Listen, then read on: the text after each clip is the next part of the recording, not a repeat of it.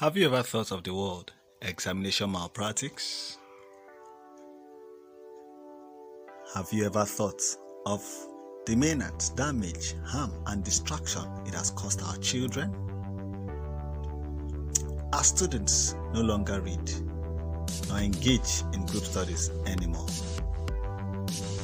All they want is an easy but destructive way, turning their bodies into writing materials, even turning their necks into an animal called giraffe. Examination malpractice has caused more harm than good. Therefore, say no to examination malpractice. Follow us on Instagram and Twitter for more info on how to reduce examination malpractice in our school. Good morning, viewers, and welcome to NOA River State Dialogue.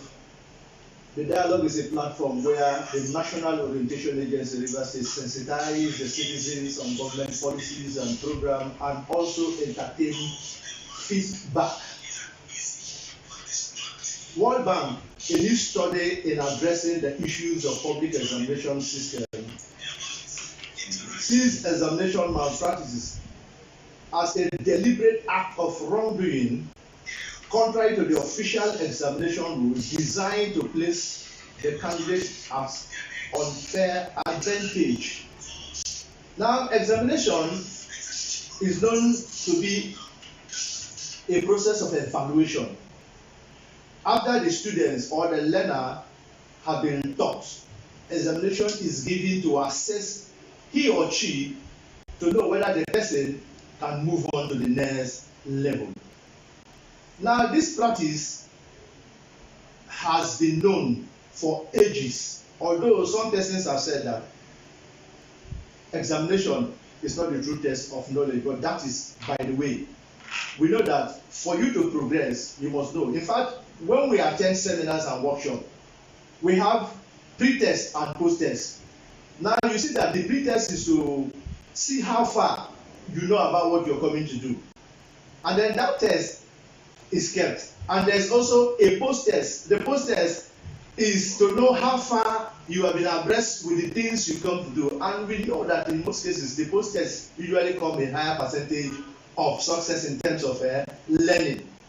Now, these issues over time, because of the desperation to pass the examination, and also the premium that has been placed in paper qualification, a lot of people have gone outside their way to do all manner of things to make sure they pass exam just to get the paper qualification. And this has placed a burden on the factor that is carrying, on which national development is hinged, which is education. Just to say the least, our education system is plagued with a cancerous tumor called examination malpractice. That brings us to the topic for today: examination malpractice and national development. With me, usually, I'm not alone. I'm with two gentlemen and a very beautiful lady to dissect this very important topic. On my immediate left, I have Ms. Shalom Wike. She's the director of Transport and Equipment, Student Union Government, River State University. You're welcome to River State. Thank you very much. And right in the center, in between, she and the other gentleman, we have Sebastian KPALAP. Sebastian KPALAP is a coordinator, Citizens Initiative. You're welcome to River State Dialogue. Thank you very much. Citizens Voice Initiative. And on my far left, I have Mr. CHINWE OPARA. Mr. CHINWE OPARA is the head of Programs Department, National Orientation Agency, River State Directorate. Welcome to NOA River State Dialogue. Thank you for having me on this program, Mr. Joseph. Viewers, you are so much very important. In fact, you are key. I want to tell you that you can take any role you want to take. You can take the role of the presenter and put questions straight to the discussant. You can also take the role of a participant discussant. and answer questions that are put forward by the presenter, but whichever way you're very key. Let the thoughts, let the views, let the comments keep coming in. My name is Abiye Senebo. I am your anchor man for today.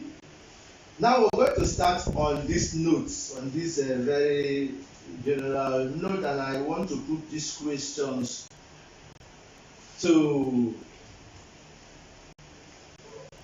CHINWE, Mr. CHINWE OPARA. I know you're very passionate about examination malpractice, yes. That's why you're on the seat today. What is examination malpractice all about? I know we will all take turns in this question, but what is examination malpractice all about? Okay, talking about examination malpractice. Examination malpractice is a deliberate wrongdoing by a candidate. Practices that are against examination rules and regulations. Practices that are against examination rules and regulations. Mr. Bellofra, you're coming from a multidimensional view, and as an initiate, NGO driver, you delve into so many things. I know examination malpractice are taking dimensions and levels that we cannot imagine. For you, what's examination malpractice all about? Thank you. I think examination malpractice, simply put, is a shortcut to achieving exam success. A shortcut. Yeah, and like all shortcuts are short. They don't take us far, and that is why the whole issue of examination malpractice is inimical to the growth and development of any society and any nation. You see, this week we are into social vices. The NOA University Dialogue is into social vices, and there is one thing common. We started with the menace of ritual killing.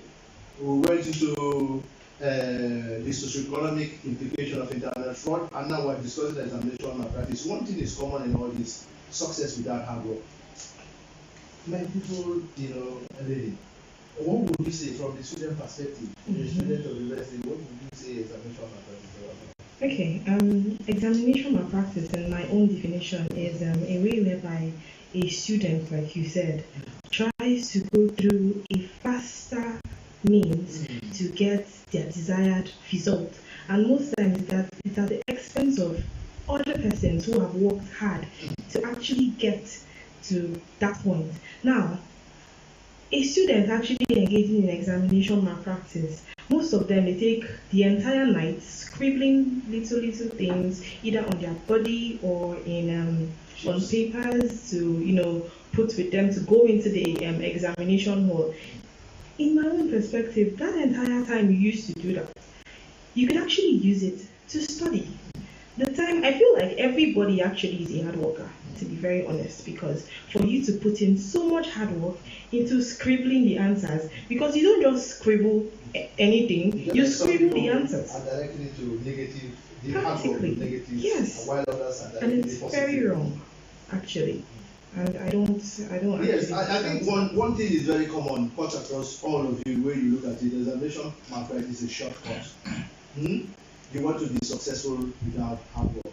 I mean, that is not it's established, what are the various kinds of examination malpractice? We have a lot of them. In fact, when I was growing up, what we know as examination malpractice is giraffe. You do like this and then or at most, like she said, chips. Now those chips are even to remind you of the points, not the major thing, just things to remind you. But it has taken a monumental, a dimension that you cannot imagine. And I know that you're prepared. You tell us, what are the various kinds of examination malpractice. Let me start with you. You're a student. You're right inside there. You see them. Sometimes they are caught and all of that, and you see them running up and down during exam. So let me start with you. Okay. In some cases, like I said, they tend to scribble these answers on papers, little pieces of papers, and put it with them, or they scribble it on their body, which is actually a very funny one. They go through the stress of writing something that you could actually sit and read. They would rather write it either on their lap, on their hand, or on very funny parts of their bodies. And some students actually go as far as taking a mobile phone into the examination hall. They go to outrageous lengths to actually perform this menace. And like you said, I'm a student, so I have seen it happen countless of times.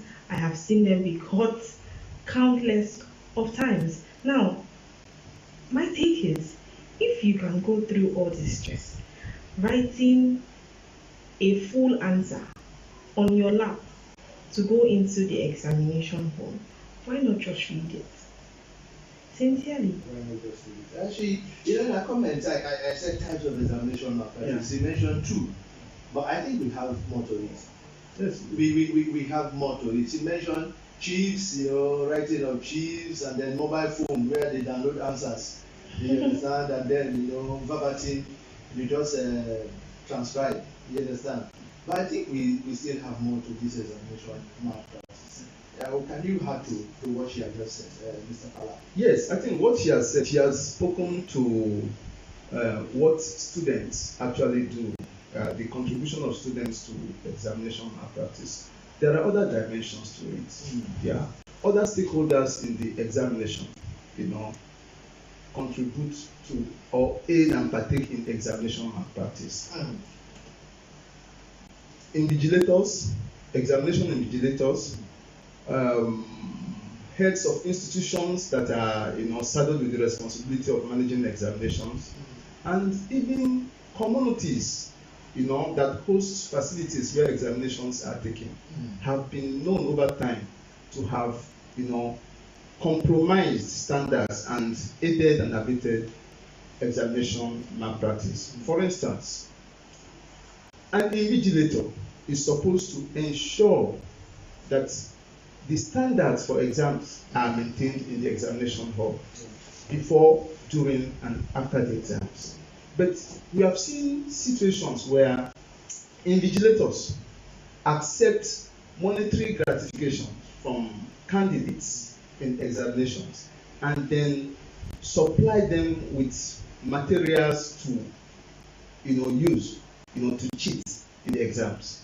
We have also seen situations where school authorities, desirous of trying to give an undue visibility and advantage to their schools, have gone the length of procuring, materials and other assistance to candidates registered for examinations in their facilities. That has been very, very bad because it gives the impression to the students or candidates in their schools that whether you work hard or not, success is guaranteed at the end of the day.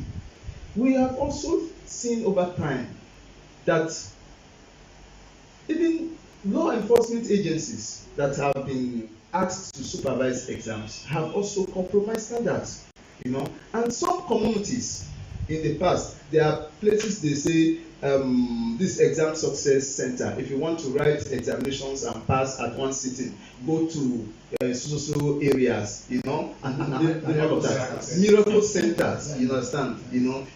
We have miracle centers that are schools. We have miracle centers that are, in fact, geographical, locations. Say any school in this region, you register, you can be sure of your success. And that is so that even community leaders, invite those who are conducting exams to say, please, we want the name of our school, to be projected, further. So we don't want failures in this school. Whatever you want, we are going to give it to you. And this, aids the whole process of, undermining our educational system.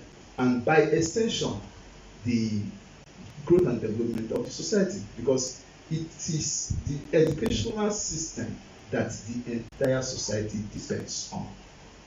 Okay, let me add to another type is bribery. That's sorting what is done as sorting. Yes, commonly as sorting. That lingua is very common in the campus. Where you see a lecturer, no matter how the students perform, in exam, that student must sort Yeah. before he or she passes examination. Yeah. Right? So it's a type of examination Malpractice. I just mentioned the miracle centers and that's corporate There's corporate one. malpractice. I want you to throw more light on it. There's one. Do you know that there are people who earn their livelihood through writing exams for people and projects? That is, yeah, that's Listen, interesting. I want you to That's compare. another type. I want you That's to throw another light on type of examination malpractice. Impersonation. That's bringing in machineries to write exam for people. And you know, when we talk about this corporate not only exam, they also write projects. When we talk about corporate malpractice, we are an institution. We are a whole school. Your school authority will go arrange machineries that will write exam for the entire student during WAEC and other external examination.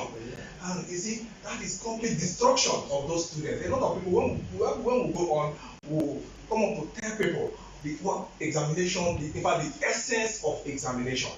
Because when we know the true essence of examination, we will come to know that some of these activities, some of these malpractices that will encourage our children, our learners, are actually destroying their life. It's a complete destruction of their life. So a situation where an institution will organize people to write exam, machineries to write exam. You see a parent will organize somebody to write exam for his or her child.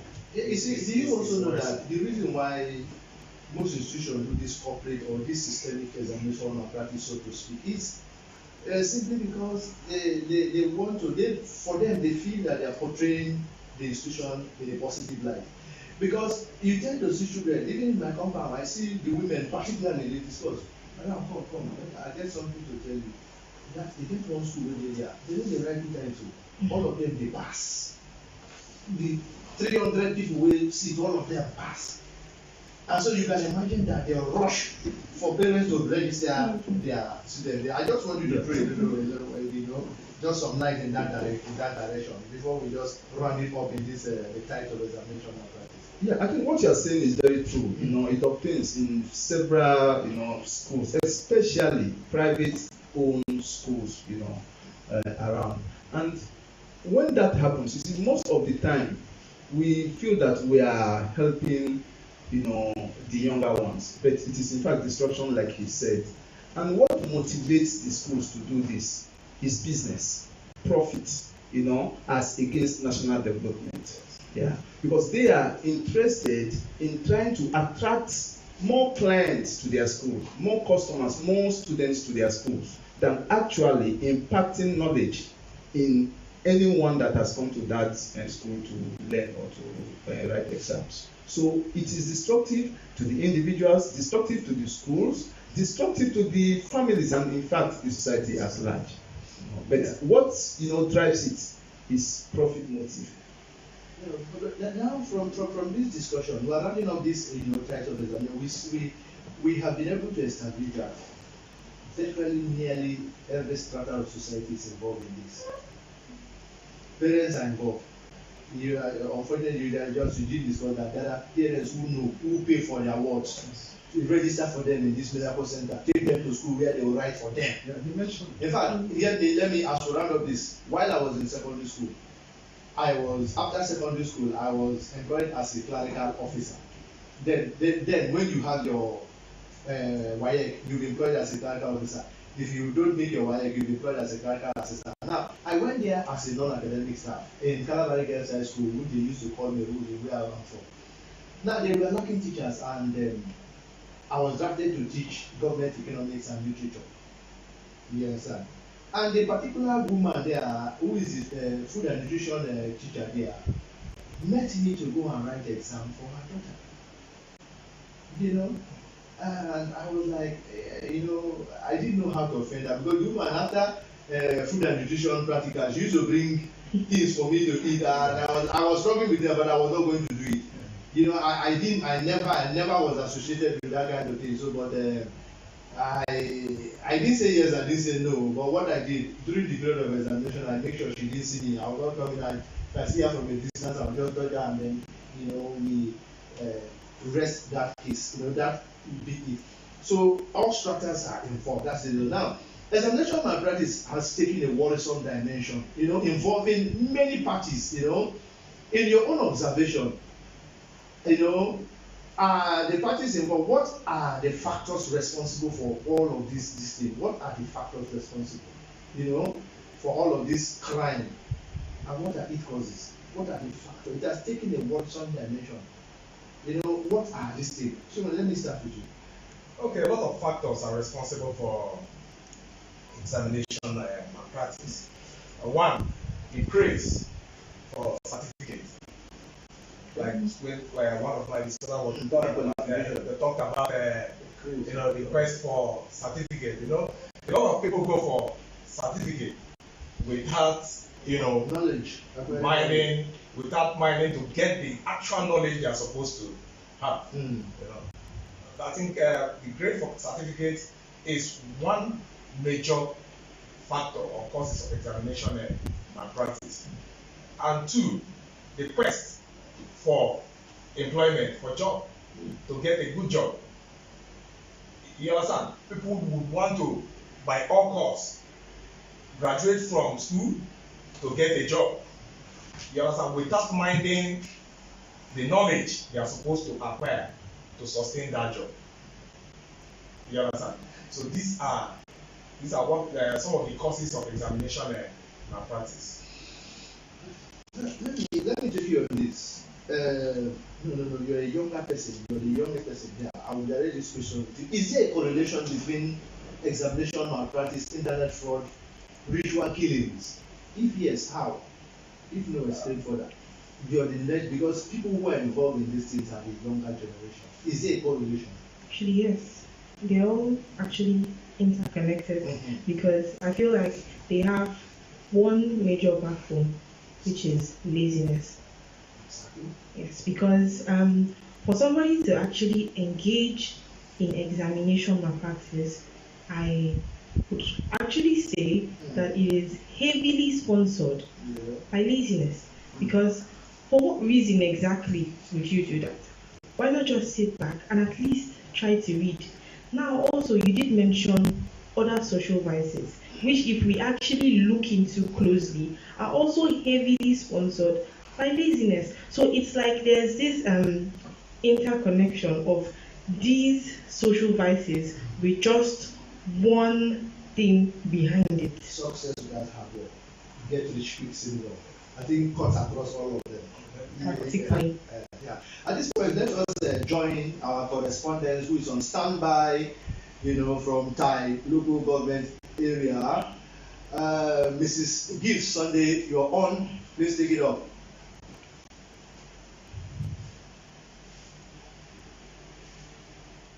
Thank you very much, Mr. Abiesenibo, for having me. My name is Gift Sunday, reporting from Sakwenwa, Thai local government. With me is Chief Emmanuel Nane. Chief, sir, what can you say about the topic examination malpractice and its effects on our national development? Thank you very much. I'm so impressed in the program today because I'm one of the person who is against malpractice in the states. And right now, as we are saying, the teachers should be very, very careful and observant to all their students in the schools about malpractice. Because if a master did not monitor students in the class or in the area, malpractice will continue in their life. At the end of the day, we will fail woefully out of the system. And all this makes us to have a lack of qualified doctors in the hospital, qualified teachers in the schools, and the parents. We are also advising the parents, by myself, for our parents to know that our children are going astray and facing malpractice. The parents should also empower the children and sponsor them in the right way to avoid malpractice. Because where children did not see sponsoring, they may fail in any other ways. So I'm advising the government today and our parents, teachers, to sit up to avoid anything malpractice so that we can get qualified doctors in the schools, qualified head nurse, qualified teachers. Because if you can look into it, if you go to some hospital now, you will not be proper treated based on malpractice. They were not qualified to become even the doctor based on malpractice. So we are talking about also engineers are also involved in this system. You know, sometimes you can call an engineer for inspection or some other things. They don't meet up based on malpractice system. You see, so at all, we are now advising the government to look into this. And personally, as we are in charge of UB board, we are against anything malpractice for our children to go smoothly and successful in the education sector. Thank you very much. Thank you. Back to you, Mr. Adesenebo, in the studio. Thank you, Mrs. Gibbs, for your wonderful report there. We are also going to join Mr. Emmanuel Orupabo, who is standing by from Port Harcourt City Local Government. Orupabo, you're on. Please take it up. Good morning, Abie Senebo. I am Orupabo Emmanuel, reporting from precisely National Orientation Agency Office, Port Harcourt City Local Government, FALGA. With me this morning to discuss the topic, examination malpractices and national development. Is a youth corper serving in Port Harcourt City Local Government, Priscilla AGK. Good morning, Priscilla AGK. Good morning, sir. Yeah, you are welcome. Yeah, the topic is examination malpractices and national development. How do you see how it affects the national development? What is your take? My take in that is that it affects the economy and the education sector negatively, because when a child is being exposed to examination malpractice, when he or she finishes, he or she cannot be able to defend his certificate, and he cannot even represent himself very well. Thereby it's affecting the education sector and the economy as well. Thank you. Thank you, Ms. AGK. Over to you, Mr. Abie Senebo in the studio. Thank you for giving me the opportunity to report live from Port Harcourt City Local Government. Precisely. Yeah, thank you, Emmanuel Orupabo, for that wonderful report. Just before we join our correspondents from our local government, we were talking about the correlation between examination malpractice, internet fraud, and ritual killing. Now, our sister has just made some justice to it, but I just want Mr. KPALAP just to add to that. You know. Yes, I think she's right that the issue of laziness, is at the core. But very importantly, the erosion of societal and moral values speaks to all of these biases. Because where a society... There's a question for a question that is dedicated for ethics and value. Okay. But let us just talk the relationship as it, because we'll come to that. Let's not jump the gun. There is, like I said, ethics and value has a place, a whole question for it. I understand. So let's talk about the relationship. What is the common denominator or the common factor that is common to them? I think the common factor to them is that they want shortcuts to success. The people involved in it, whether it is ritual killings, you want shortcuts to wealth. If it is what they call Yahoo boys and internet fraud and all that, it's also shortcuts to wealth without hard work. You understand? Then if it is exams malpractice, you want a shortcut to exam success without reading your books and then gaining requisite knowledge. Yeah. Now it is often said that the importance placed on paper qualification and the priority given to it in job recruitment is a catalyst for examination malpractice. What's your take, Shu? Yes, like I said before, in Nigerian context, you see much importance is placed on paper qualification and certificate. And this is one major cause why people want to, by all means, get this certificate. Right? This is the major cause. So my take is that emphasis should be placed in the process of attaining knowledge, in the process of transmitting knowledge to students. Yes, nobody is saying that paper qualification is not important. It's important. Nobody is saying that certificate is not important. But how do we obtain this certificate? So emphasis should be placed on the processes. That's why we are talking about examination. Examination malpractice should be checked in schools. Government should take it as a priority. Yeah, the priority of paper qualification should be downplayed. You know, people like in the Asian world, in the Far Eastern countries, in the Far Eastern countries, you see when you apply for a job, you come there and you present the job, they say no, hold it, and then they show you said this is what you're going to do, this is what you're going to do. What kind of fire go? Just do that, let's see. Take up the job, let's see. And they end up not even looking at your certificate. They end up not, maybe at the end of the whole thing, they could take your certificate for purposes of filing and all of that, and then to show. But the reason why you employ basically is not based on the certificate because you can do, that thing. So emphasis, should be downplayed on just the paper qualification, but to attain knowledge. Let's know that what you can do after you have gone through the school. That takes us to, this thing. Examination malpractice can be seen as a systemic failure or a reflection of the Nigerian society. What's your take? Yes, you are right, because the system in many ways, throws up, that's the reality about the system, throws up, what you begin to see as a manifestation.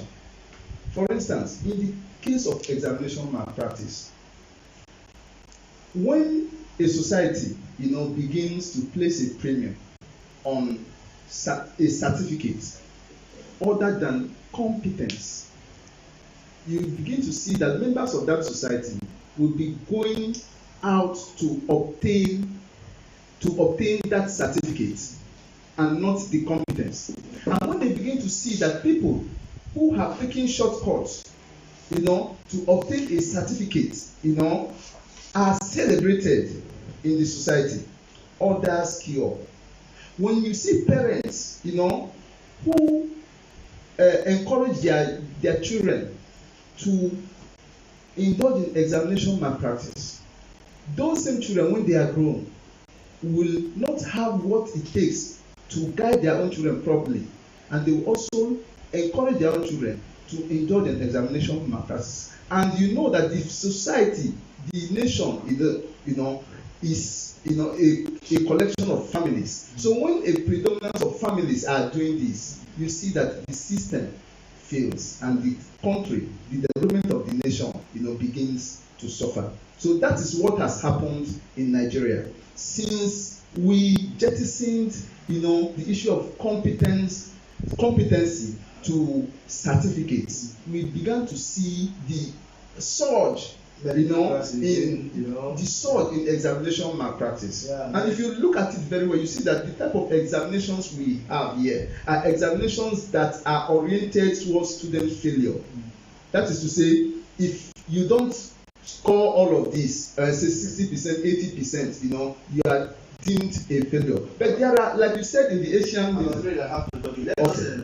Let us join our correspondent who is standing by.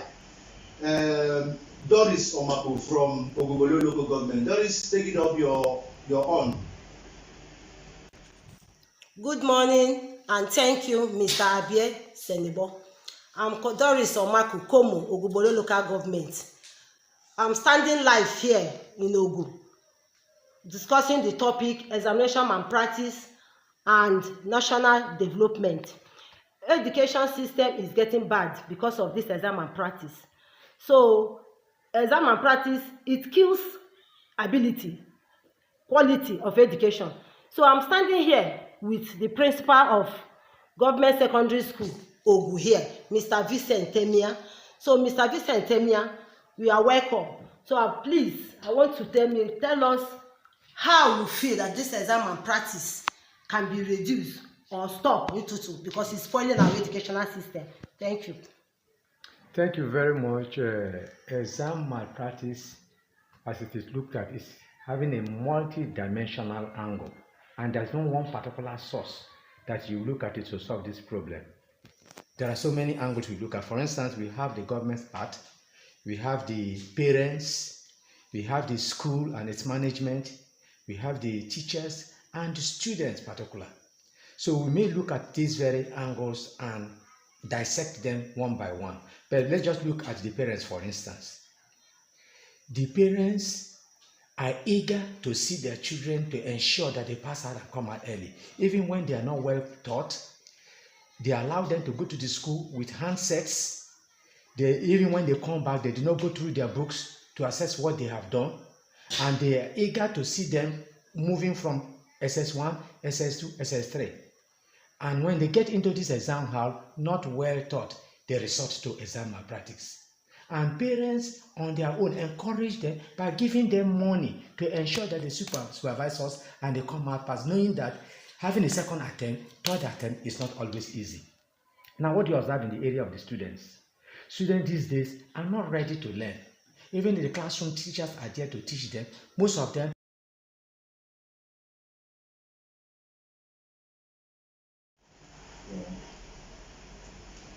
Yeah, thank you that from that local government. Yeah, I mean, they raised some issues there.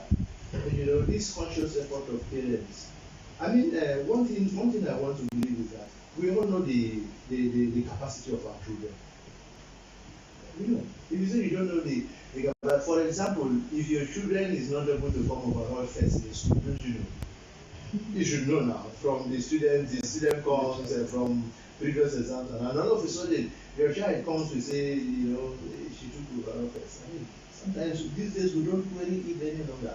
We even give money. So that's that. Can you make some comments on this? Those issues that parents, you know, deliberately giving money, going to pay, you know, for their children to make good and all of that. Actually, I think the parents have a very huge role to play in this, because them supporting their kids and wards doing this is also very wrong. Now, aside the fact that sometimes they go as far as actually giving the children money, oh, when you get to the examination hall, give this to your teacher or give this to your classmates to help you, or anything to just help you, as long as I am ready to give you the finance. Aside that, let's talk about the fact that some parents actually pressure their children to go into the university to study courses that they know that they cannot handle. That is the genesis of it. You know, a child, okay, this child is better at English, this child is better at writing, this child will be so good at writing a story or broadcasting or something, and you tell the child, go and study medicine. How does that make any sense? Or I want you to be an engineer.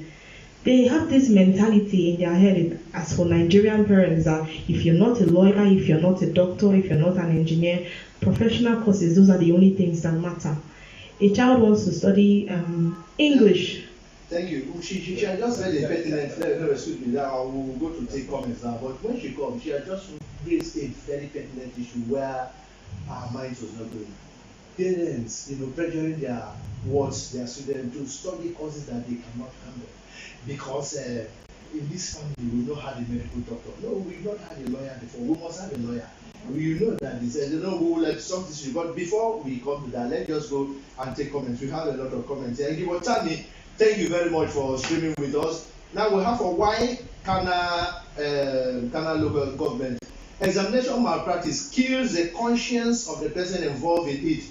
This dishonest practice is eventually spread to all all extent areas of his life. Yes, we have said this. Somebody who is engaged in examination malpractice is most likely to join Yahoo when he leaves school, because it's just the same thing he was saying there. We have just said this, you know.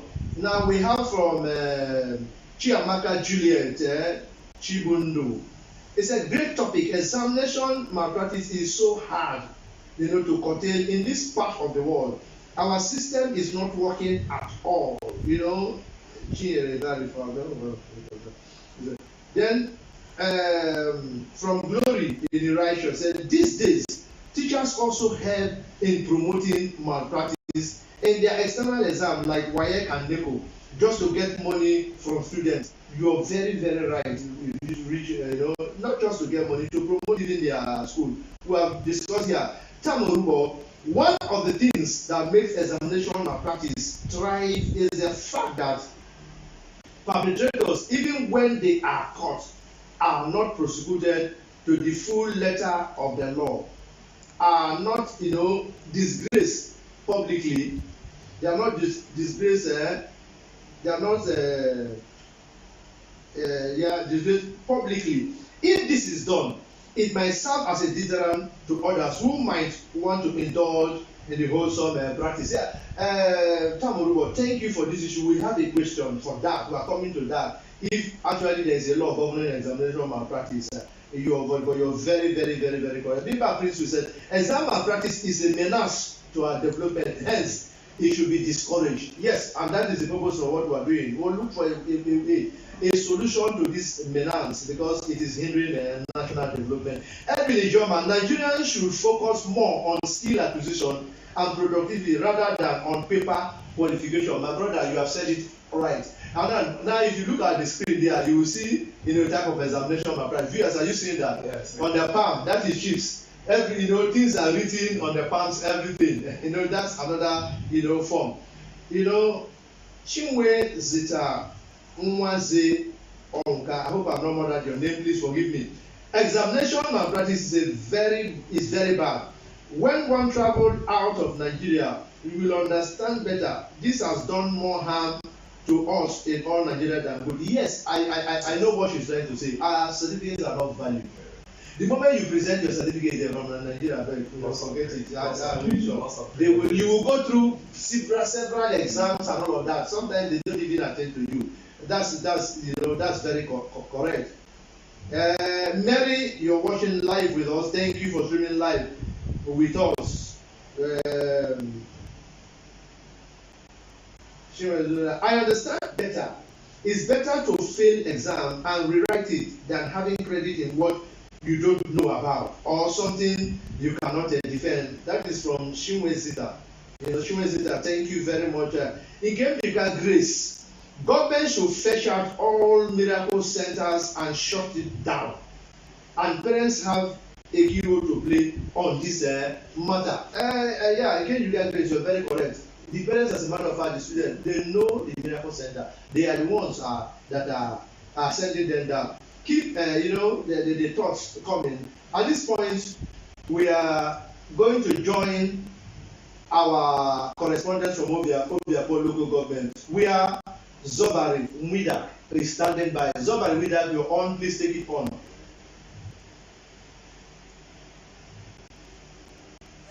Mr. Abiesenibo, for having me on this show. My name is Mwida Zobari, reporting from Obiapo. Our topics today centered on examination malpractice and national development. Here with me is an educationalist, Ms. Elizabeth Fayoka. Good morning, ma'am. Please, what do you have to say concerning our topics today? Oh, okay. We are here to talk about examination malpractice and national development. And we are also here to see how we can actually merge these two together. What is examination malpractice? We all know the meaning of examination malpractice, so we may have heard of the word one way or the other while passing or going through life. Examination malpractice just means taking exams the wrong way. Then what is national development? National development are those positive changes that we see in our society. Now, bringing it together. In the examination malpractice, you know that anybody that actually go through the process of examination malpractice, you end up seeing that that person can't defend that exam or can't defend what he or she feel he or she has gotten from that exam. So let's now bring it to national development. Anybody that can be accountable to their exam can definitely be accountable to an high when being put in an high position. You see those kind of people, because of their certificate is nice and very attractive, they end up attaining those great positions in the society, the likes of the managers, directors, and so on and so forth. So you now end up seeing that while attaining those positions, they can't defend it.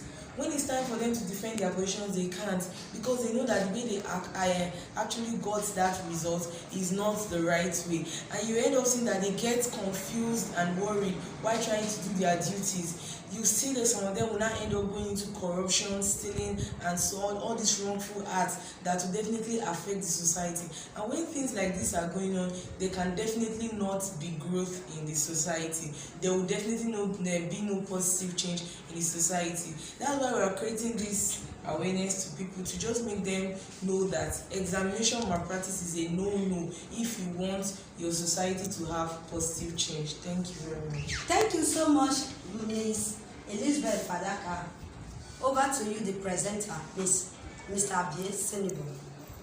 Thank you very much. Thank you very much. Zobari, that was a very insightful report there.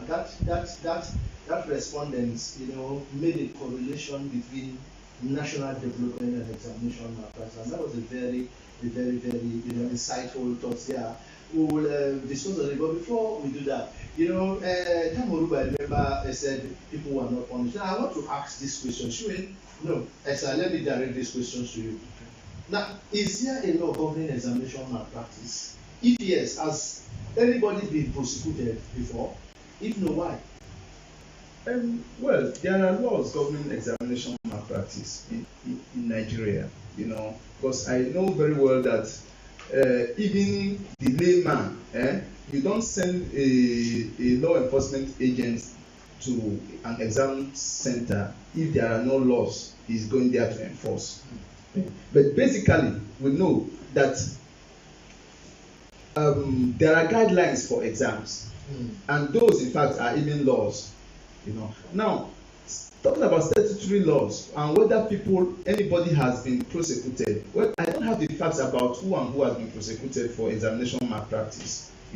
But that is left for the law enforcement agents and those saddled with the responsibility of managing exams in terms of invigilators and supervisors to be able to get, people who cheat in exams and handing them over to security agencies for necessary prosecution. You get. So there are laws, but the question is, how much compliance are we, getting in terms of, people activating these laws or enforcing these laws? I told you before that. Why are these laws not enforced? I know that, like you rightly said, there is a law.